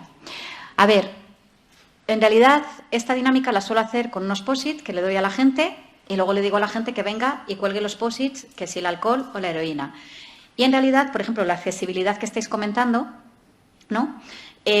Como la heroína, sin embargo, está en espacios muchas veces marginalizados, o eso es lo que pensamos, también nos parece peor por eso. O nos parece mal pues la normalización del alcohol. Pero, por ejemplo, la heroína, que no esté tan normalizada, que esté penalizada, que esté tan estigmatizada, también es un problema. Tú ahí estarías metiendo ya la idea de, bueno, ¿qué pasa con las mujeres que acceden principalmente al alcohol, ¿no? Y que lo hacen a escondidas en el hogar. Vale. En realidad estaríais dando respuestas que mi pregunta siguiente sería, ¿qué de todo lo que decís tiene que ver con los efectos materiales de la sustancia en el organismo? Porque casi todo lo que te vais a explicar tiene que ver con explicaciones sociales, psicológicas, de contexto. ¿Me entendéis lo que quiero decir? Esta pregunta es muy capciosa porque intenta que depositéis la atención en un elemento que es la sustancia, pero ninguna sustancia puede ser analizada ninguna situación de consumo puede ser analizada sin una situación de contexto. O sea, todo lo que tiene que ver con lo que rodea ese consumo. Os voy a poner un ejemplo claramente. Mujeres que están en casas de acogida, ¿de acuerdo? Y que en el fin de semana, de repente, llega borracha. ¿Sí? Estamos en un país en el que bodas, bautizos, comuniones, yo pertenezco a esa generación donde me mojaron el chupete en anís, hola, estoy bien, todo bien, probé el alcohol por primera vez menor de edad con mi familia, quiero decir, estas cosas, ¿no? Sí, entonces, a mí me encantaría que esa mujer que ha llegado borracha, y entended esto que voy a comentar, fuese porque estando en una casa de acogida se ha encontrado con sus amigotas y ha celebrado que se ha separado del maltratador. Y que se le haya ido de las manos, pues se ha emborrachado, ha cometido un abuso con la sustancia, pero por una causa que tiene que ver con celebración, que es lo que hacemos en este país. ¿Se entiende esto que estoy planteando, no? Pero normalmente no va a ser por eso. Normalmente va a ser porque algo ha pasado o algo que le ha retrotraído a la situación de violencia. El uso del alcohol en ese momento, ¿vale? Sin embargo, llega borracha o vemos que hay consumos abusivos de alcohol e inmediatamente derivación al centro de atención para que valore la situación. ¿Lo veis esto? Porque sancionamos el consumo, en vez de entender y poder trabajar con ella qué es lo que está pasando para que esto se dé. ¿Sí? Esta dinámica la suelo hacer, lleva hora y media, no los 5 minutos que me está ocupando aquí. Ninguna sustancia, nada puede ser explicado sin contexto. Y de hecho, hay argumentos que funcionan, o sea, si yo me voy estrictamente a lo biológico, me voy a sorprender, porque tenemos neuroreceptores preparados para la heroína, esto no es una apología de consumo de la heroína, pero tenemos neuroreceptores para los opioides, no hay absolutamente nada en el cuerpo, en el organismo humano, preparado para recibir alcohol. No lo hay, a nivel orgánico estoy hablando. Y sin embargo, el alcohol tiene unos contextos de consumo y la heroína tiene otros, pero igual que aquí entró en los espacios, estoy hablando además Galicia, con toda la historia que tiene, ¿no?, detrás, pero entró en los barrios, entró con las personas, ¿no?, en situaciones más de empobrecimiento, pero en España siempre ha habido un consumo de heroína de las clases altas, que ese no va a llegar a las ONGs, y con una calidad de la sustancia que no es la misma que te encuentras en un poblado. ¿Se entiende? ¿Vale? Entonces, bueno, esta pregunta es capciosa, pero ayuda un poco a romper estereotipos o romper este pensamiento de qué es peor o qué es mejor, porque en realidad lo que vamos a ver es la situación de consumo. Te agradezco mucho que has sido el primero en hablar y luego voy a esto que tú estabas comentando del hogar y el emborracharse dentro del hogar, porque, bueno, sabía que no me iba a dar tiempo. Para quienes no vengáis de drogodependencias, adicciones, la aproximación al fenómeno de la drogodependencia y su construcción como problemática social en el Estado español, pues lo tenéis en este libro, en las páginas de la 23 a la 38, de forma muy androcéntrica, que ya empezamos, ¿no?, a mirar desde perspectiva de género, pero eso es lo que voy a hacer posteriormente, es por presentar el modelo multidimensional o multisistémico para analizar la situación de consumo.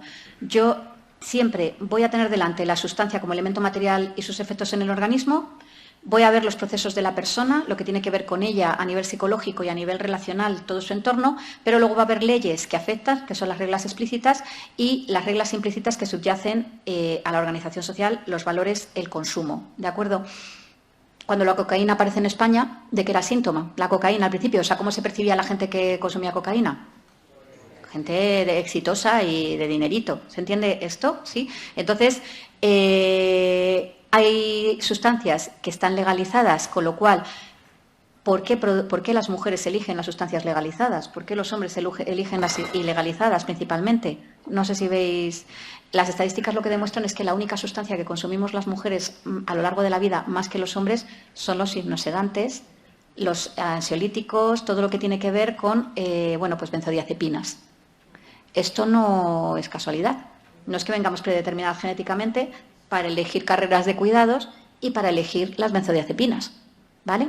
¿Veis esto? O sea, y dentro de este marco de análisis, que esté legalizado, qué valores subyacen a ese consumo, bueno, ¿para qué sirve ese consumo? ¿Qué papel juega el estar emborrachándose en casa, por ejemplo, o el hacerlo en el espacio privado, doméstico? Bueno, veo que llevo ya 40 minutos. Pensaba que me iba a dar tiempo, fantasía, a hablar del modelo biopsicosocial. Bueno, hay unos documentos que os puedo dejar, o mismamente en Extrañándonos de lo Normal hablamos mucho de la cuestión de lo que es la droga. Para la gente que no venís de drogas, claro, hay un montón de medicamentos que son drogas, que cumplen los criterios de drogas, pero nadie les llama drogas, porque son medicamentos. No sé si, ¿vale? Droga, sustancia introducida en el organismo que modifica una o más funciones de tiene que afectar directamente al sistema nervioso central, ¿de acuerdo? Puede generar adicción, tiene que cumplir que puede generar adicción, tiene que cumplir que puede generar síndrome de abstinencia y tolerancia, que necesitas mayor cantidad o te vas habituando al consumo para lograr los mismos efectos. Síndrome de abstinencia es que aparecen efectos negativos de no consumirla. Que tengas síndrome de abstinencia no significa que tengas una adicción. Empiezo a aclarar cosas. Yo voy de repente a un retiro, de estos que hacemos así hippies, donde no hay café. Y me entra un dolor de cabeza al día siguiente que flipas porque no estoy bebiendo café, síndrome de abstinencia. Eso no significa que tenga adicción. Si yo me hubiese saltado la valla del recinto, me hubiese ido para conseguir café, pues me lo tendría que hacer mirar. No sé si me explico, ¿vale? Pero en principio yo, aunque tenga síndrome de abstinencia, mi conducta lo que indica es que no tengo una adicción. ¿Se ve esto? Aunque mi cuerpo esté habituado. ¿De acuerdo? Es importante ver los criterios de adicción. Según el DSM-5, el CIE-11, os juro que lo había preparado en unos documentos auxiliares, porque en principio sí que lo abro brevemente, pero para cumplir los criterios de adicción, desde perspectiva de género, esto es importante, porque muchos de los criterios de adicción, aquí hay un resumen muy chapucerito, pero problemas sociales o interpersonales relacionados con el consumo, incumplimiento de los principales roles por el consumo. Ay, perdón, sí. Bueno, se ve bastante. ¿Lo veis bien, no? Sí, se ve. Pero gracias, no te preocupes. Si yo empiezo a echarle perspectiva de género al tema, todo esto lo vais a tener, ¿eh? Bueno, y si no buscáis el DSM-5, hola, está accesible, página 481, a tope. Ahí está. En principio, muchísimas mujeres, resulta que los problemas ya los tienen antes del consumo. No sé si me explico. Y el consumo lo que está emergiendo es como estrategia de enfrentamiento. O muchísimas mujeres entran directamente en consumo en soledad, dentro del espacio privado, del hogar. ¿Se ve esto? Entonces, estos criterios de adicción están diseñados, o están definidos de forma bastante androcéntrica. ¿De acuerdo? Esto es importante tenerlo en cuenta. Pero, en principio, sí que me voy a criterios más farmacológicos, más orgánicos. El qué haces tú con intentar dejar de consumir y no lograrlo, o, por ejemplo, pues eso, escaparte a consumir. Que una mujer llegue borracha los fines de semana en una casa de acogida no significa que tenga una adicción. ¿Tiene un uso problemático de la sustancia? Por supuesto. ¿Está cometiendo abuso de la sustancia? Por supuesto. Pero no significa que tenga una adicción. Significa que algo está pasando en ese proceso y los fines de semana es donde acude a ese mecanismo que ella tiene. ¿Lo veis esto enmarcándolo? A ver, perdonad, porque ahora, ¿cómo vuelvo al otro? Aquí. Enmarcándolo en este modelo multidimensional o multisistémico. ¿Sí? Analizar el consumo siempre y no coger y decir que por un consumo una mujer o porque tenga un consumo abusivo tiene una adicción, porque cumplir los criterios de adicción implica irse precisamente a esto que tenía, que os puedo dejar la hoja perfectamente, ¿vale? El hogar, vamos bien, ¿no? Madre mía. Luego, si tenéis dudas o lo que sea, ampliamos, ¿vale? Pero que para mí es importante distinguir entre un uso problemático, perdonad, que está aquí, ¿no? Un uso problemático. ¿Toda adicción conlleva abuso de la sustancia? Sí, pero no todo abuso conlleva una adicción, ¿de acuerdo? Y muchas mujeres están abusando de las sustancias y tienen usos problemáticos muy vinculados a la violencia que reciben. Y eso es importante poder verlo, porque si primero les pedimos, y esto voy a servicios sociales, voy a los recursos de violencia, si primero les pedimos que controlen su situación de consumo, porque si no, no podemos trabajar violencia, otros aspectos, o por ejemplo, la unión criaturas y mujeres, es que tenemos que salir de la dialéctica de enfrentamiento entre derechos o bien el interés superior del menor y las mamás, ¿sí? Porque muchísimos hombres tienen problemas de consumo y no aparece esta cuestión sobre ellos. No sé si esto se ve. Proporcionar recursos donde podamos actuar de forma integral sin la amenaza de la retirada de custodia creo que es central. Voy lanzando ya cositas que van para el final por las horas que son, ¿vale? Porque enmarcar, ya os decía, tenía un papelón, enmarcar esto. Pero bueno, y perdón, es que me ha venido una idea a la cabeza. Para cuando nos llegan a la red de atención de drogodependencias, que lo mencionaba Marta, tenemos la situación dinamitada. Pérdidas de custodia, retiradas. ¿Vosotras creéis que una mujer que muchas veces soluciona la problemática que tiene, muchas veces, pues bebiendo o afrontando distintas violencias, etcétera, bebiendo, si tú le amenazas con que le vas a quitar a los niños, ¿va a dejar de consumir? Lo que hace es consumir más. Agravamos el problema. Cuando nos llegan a nosotras, llegan dinamitadas. A ver si podemos intentar intervenir en los otros espacios desde otro lugar donde no estigmaticemos tanto el consumo y vemos el papel que está jugando el consumo dentro del mapa que tiene esa mujer en su vida. Vinculado al hogar, como contexto, espacio-lugar relacional, ya voy avanzando. El hogar es ese espacio donde las mujeres, niños y niñas, reciben principalmente violencias muy graves.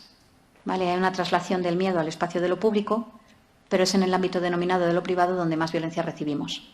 ¿De acuerdo? Entonces, ¿qué os sugiere la palabra hogar? Me encantaría tener tiempo, pero ya voy fatal para preguntaros, ¿qué os sugiere hogar? Aparece familia, cuidados, descanso, calor. Ayer lo hablábamos, ¿no? ¿Qué nos sugiere la palabra hogar? Si yo me voy a la Wikipedia, me voy a la RAE, que también está por ahí, tiene que ver con esto, ¿no? Proviene de la palabra hoguera, proviene de la palabra, ambiente hogareño. Sí, proviene de hoguera. En sociología, y en demografía, célula socioeconómica, que se utiliza frecuentemente como unidad estadística y se define en función de la manera en que las personas atienden las necesidades alimenticias y otras necesidades vitales. En espacios de sin hogar distinguimos, lo que es un hogar de exclusivamente vivienda o casa, ¿vale? Y todo lo que tiene que ver con las relaciones que se construyen, ¿no? Yo aquí acudo a Linda McDowell. Tenéis este libro maravilloso del 2000, Género, Identidad, Lugar. El espacio y los lugares son algo más que unas meras coordenadas físicas, son en tanto las relaciones sociales que los construyen, y en esos espacios, atravesados por género, raza, clase, es en esos espacios que las personas desarrollan su identidad. No son lógicas abstractas, son prácticas concretas día a día que se reproducen en los mecanismos más íntimos de relación entre las personas. Teresa de Lauretis exploró en 1989 esta cuestión con respecto al género. ¿Quién está más en el salón? ¿Quién está en la cocina? ¿Quién se encarga de qué y cuándo? Etcétera, etcétera. Si yo pregunto y trabajo qué significa el hogar, claro, el hogar puede aparecer como un espacio de seguridad, de calma, de amor, pero claro, para las mujeres resulta que también es el espacio, la unidad básica de reapropiación del trabajo de las mujeres por parte de los hombres.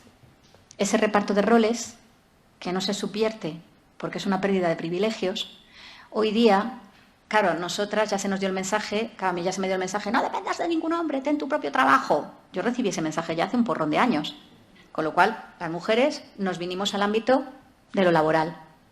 Hago un pequeño inciso, las obreras y las campesinas ya estaban ahí, de toda la vida.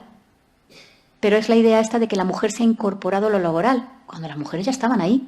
¿Lo veis esto por cuestión de clase? Poder permitirte vivir de un sueldo tiene que ver con cuestión de clase. ¿Se ve? Vale.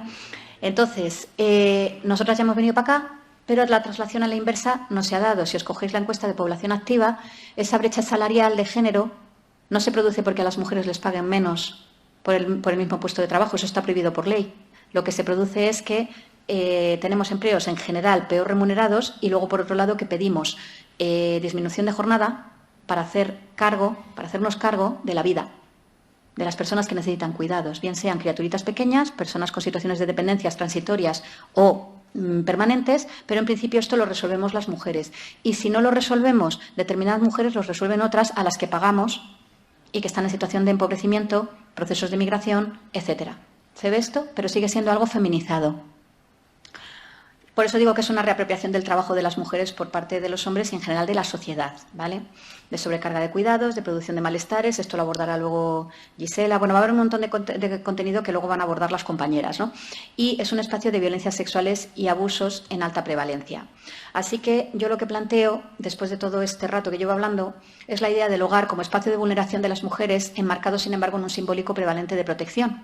Digamos que el hogar suena a eso de lugar de protección, pero si a mí me preguntas, porque cuando me propusieron yo es que ni me cuestioné, dije, claro, el hogar, pues ese sitio donde las mujeres consumimos, donde recibimos violencia, donde nos ocultamos, es un espacio protegido frente a la lógica de la amenaza a la exposición en el espacio público. Cuando resulta, insisto en esta idea, que es donde más violencias graves recibimos. Se ve y esta lógica está operando, está ahí funcionando. Las mujeres acudimos a lo legal, las benzodiazepinas, etcétera, porque además son espacios que de alguna forma no son disruptivos socialmente. Hacerlo dentro de casa, o sea, una mujer en el espacio público, para cuando tú ves una mujer en el espacio público claramente en situación de dependencia a sustancias, recibe muchísima sanción y está con la situación ya muy deteriorada. ¿Se ve esto? Con lo cual, abordando ya todo en su conjunto, por cierto, he especificado violencia contra las mujeres, yo esto no podía dejarlo de lado, porque paradójicamente el hogar es un espacio donde se desarrollan muchas violencias intrafamiliares, principalmente contra niñas, niños y mujeres. Yo necesito aplicar perspectiva de género para analizar todas estas violencias. La violencia filioparental no es violencia de género, pero es por razón de género que las principales víctimas de dicha violencia son madres. 8 niñas por cada 2 niños sufren abusos sexuales en la infancia. El abuso sexual en la infancia es una problemática en este país elevadísima. Tanto niños como niñas la sufren, pero insisto, más niñas que niños, principalmente perpetradores son hombres dentro del entorno familiar, pero si yo amplío a las violencias en la infancia y amplío a violencias físicas, hay evidencia de que los porcentajes de las madres que ejercen las violencias físicas son muy elevados también. Con lo cual hay que echarle una mirada también a esto desde perspectiva de género. Niños y niñas son víctimas directas de violencia en contexto de violencia de género. Bueno, las personas adolescentes no heterosexuales acumulan experiencias de rechazo y violencia dentro del entorno familiar. Pero, insisto, yo me he centrado en la violencia de género en el marco del hogar y el uso de sustancias. Esto es, el hogar y la familia como espacios de violencia para las mujeres con usos problemáticos de drogas y o adicciones. Se detecta una mayor prevalencia de violencia de género o violencia machista, en función del contexto, en mujeres usuarias de drogas y o con problemas de adicción que en población de mujeres en general. Si concebimos la violencia de género ligada exclusivamente a los malos tratos en cualquiera de sus manifestaciones dentro de la pareja, vamos a poner en marcha acciones sesgadas que dirigen el punto de atención a una de sus manifestaciones más evidentes, pero que van a dejar de lado múltiples violencias que viven las mujeres con problemas de adicción. Yo voy a necesitar diferenciar contextos, usos de drogas en contextos de ocio recreativo, donde no hay abusos, sí, no hay abuso de la sustancia, abusos de sustancias y drogodependencias en diferentes contextos sociales. Véase estas señoras que comentabas tú, por ejemplo, en su domicilio, o véase, por ejemplo, que salgo y me emborracho con las amigas o con quien sea, o sola, sí, pero que en principio hay un abuso de la sustancia, no una adicción, pero sí un abuso. Hago un inciso. Muchas mujeres con las que estamos trabajando, que llegan a los centros de atención, por lo menos en Madrid, que tengo contacto directo porque sigo trabajando con mujeres en situación de drogodependencia desde perspectiva de género y trabajando violencia, la argumentación muchas veces es el momento que tengo para mí. Yo esto no lo he oído jamás con los hombres con los que trabajo. Fijaros que tiene que ver el que tú estés diciendo que el momento de beber, de anularte, o el momento de estar jugando con la máquina tragaperras, ¿sí?, es el momento que tienes para ti. Se ve esto que estoy comentando y esto tiene que ver con género y el estar hacia afuera todo el rato. A ver si buscamos entonces momentos o formas de poder centrarte en ti o dejar de estar dispuesta, disponible hacia afuera, los cuidados, la sobrecarga que se produce y que no pase por un uso abusivo de una sustancia. Lo que pasa es que, claro, las sustancias lo que tienen es que activan el sistema de recompensa. Son muy fáciles, son muy directas, te anulan muy fácilmente. ¿Se ve esto? Con lo cual, si yo tengo que trabajar con mujeres en estas situaciones, lo que tengo que hacer es recursar, ofrecer recursos o poder ver formas alternativas, no sancionar el consumo, porque es el recurso que ella tiene. Bien. Y luego ya hay contextos de abuso de sustancias y drogodependencias con factores internos de marginación y o exclusión social. Aquí entraría también la cuestión de la idea de lo que tenemos de hogar, porque muchísimas de las mujeres con las que estamos trabajando vienen de evitar la calle totalmente. Una vez que están en la calle, violencias a saco, pero siguen construyendo o intentando construir, ¿qué? Unidad doméstica. Protección con un hombre, por mucho que no estén deseando relaciones con ese señor o tal, pero prefiero estar con un señor que me estén agrediendo 20. Y siguen con la idea de encontrar un vínculo que no las dañe, ¿vale? Voy caminando hacia aquí porque me quedan 3 minutitos, que me estoy cronometrando. La doble penalización social y moral de las mujeres en el uso de sustancias. Creo que es importante no perder de vista que todas las agresiones sexuales, todas las violencias de género en contextos de consumo y ubicadas dentro del hogar, funciona la penalización social de las mujeres en el uso de sustancias, con excepción de los psicofármacos y el tabaco, que va a su rollo. Yo siempre hago la broma de que el tabaco en su momento... se me olvida esta mujer, ¿cómo se llamaba? Fumando espero al hombre que yo quiero. Sara Montiel, gracias. Esto es simbólico, prevalente. La gente conocéis a Sara Montiel. No cambiaba nada, seguía esperando un hombre, pero fumando, ¿vale? Pero en principio esto supuso un cambio en ese momento, más accesible sexualmente. No sé si esto lo veis, ¿no? Como mala mujer, eso se ha diluido, pero en principio cuando una mujer bebe o cuando una mujer en exceso o cuando una mujer, en exceso, y a los chavales les preguntas hoy día y no les mola que su novia beba, ¿eh? O sea, esto, o que fume mucho. O sea, esto certificado con la chavalería de hoy día, por mucho que consumamos por igual. Esta doble penalización está funcionando como permisividad y justificación social de la violencia. Las mujeres recibimos mucha sanción a la hora de consumir sustancias. Con lo cual, si tú juntas que el hogar es un espacio donde se están dando las violencias y lo juntas con esa doble penalización social donde recibimos violencia por el uso de sustancias, juntad hogar, juntad,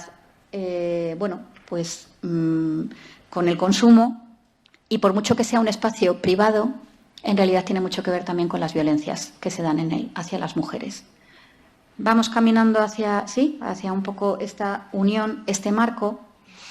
Hay muchos consumos invisibilizados, psicofármacos, alcohol en soledad. Me tengo que saltar todo lo que me queda, pero que lo tenéis aquí y hay libros escritos, hay muchísimo. Esta doble penalización social y moral, la falta de apoyo en el entorno social inmediato, la ocultación del consumo. Me tomo unos minutitos solamente porque he trabajado con personas en situación de sin hogar, con equipos que están trabajando y la familia aparece como un elemento de protección, siempre. Claro, tú le metes perspectiva de género y es lo de con las mujeres, ¿no? O sea, la idea es cómo construimos hogar desde otro lugar. Mujeres que están en tratamiento por alcohol y resulta que lo que llevan es recibiendo agresiones sexuales por parte de su pareja durante 27 años. Y, claro, alcoholizadas, pero lo que emerge es otra cosa. los usos de psicofármacos en situaciones de violencia, el consumo como estrategia de afrontamiento, situaciones de explotación sexual unida a la adicción. Maternidad, presencia de hijos, hay una compañera que esto lo va a comentar, y termino con esta reflexión. Es necesario aplicar enfoques de trabajo que permitan a las mujeres con usos problemáticos de drogas, con y sin hogar, identificar el papel del género en sus vidas y, por tanto, protegerse de la familia y las violencias que han vivido y viven dentro del hogar, lo familiar. Recordemos, es un espacio relacional que construye subjetividad. No son objetivos a los que llegar, es un punto de partida. Tenemos que poder entender el trauma inherente a este tipo de violencias, el daño del establecimiento del vínculo y lo relacional, la subjetividad en subordinación y no merecedora de nada. ¿Por qué explico esto? Porque para protegerse, que no hacemos más que decirles a las mujeres no te pongas en riesgo, protégete, etcétera, tal, cuando en realidad muchas veces las violencias las tienen dentro de aquello que han construido como hogar. Vuelvo a esta idea, ¿no?, de un espacio simbólicamente como de protección, pero que es de vulneración.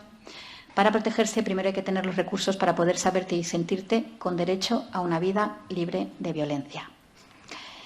Tenéis un montón de publicaciones que llevamos haciendo desde distintos espacios. Siempre es un espacio, ¿no?, de aprendizaje el estar juntas. Y muchas gracias. Pasamos a las preguntas y...